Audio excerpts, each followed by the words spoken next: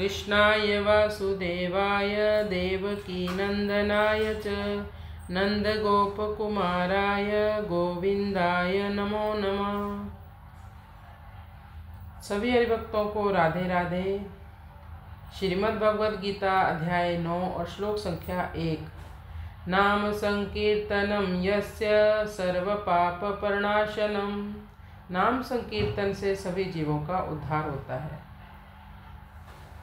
अब हम 9वें अध्याय में प्रवेश करते हैं, जिसमें भगवान ने अर्जुन के सारे प्रश्नों के उत्तर दिए। इस अध्याय का नाम है राज विद्या राजगुह्य योग। राज विद्या यानी किंग ऑफ नॉलेज।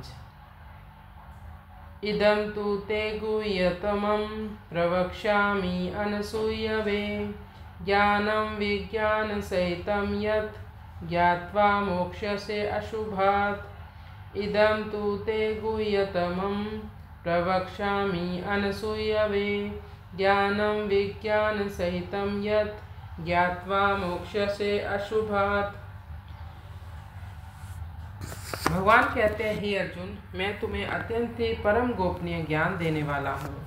प्रवक्ष्यामि यानी स्पष्ट रूप से बताऊंगा।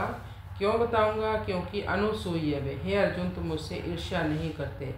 ये अर्जुन का सबसे अच्छा गुण है कि वह भगवान श्री कृष्ण में कोई दोष नहीं देखता। भगवान अर्जुन को ज्ञान तो देंगे, साथ ही साथ विज्ञान भी देंगे। विज्ञान मतलब अनुभव के साथ ज्ञान देंगे कि कैसे हम अपने जीवन में भगवत ज्ञान का अनुभव कर सकते हैं। इस अध्याय में भगवान अपनी महिमा बता रहे हैं।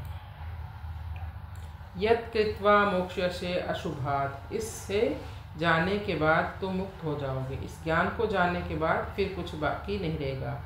किससे मुक्त हो जाओगे? इस संसार में जो भी अशुभ हैं, जो दुख हैं, जीवन में जो भी विघ्न आते हैं, सबसे बड़ा दुख क्या है? संसार चक्कर, जन्म मरण का चक्कर। इससे आप छूट जाओगे, क्योंकि संसार प्रकट है। कर्मयोग, कौन सा कर्मयोग? निष्काम भाव प्रकट न होने से वो गुह्य है। उससे भी गुप्त होने से ज्ञान योग यानी आत्मज्ञान गुह्यतर है, और भी छुपा हुआ है, और भी गुप्त है। ज्ञान योग से भी गुप्त होने से भक्ति योग परमात्म ज्ञान गुह्यतम है। गुह्य और गुह्यतर तो लौकिक है, पर गुह्यतम अलौकिक है।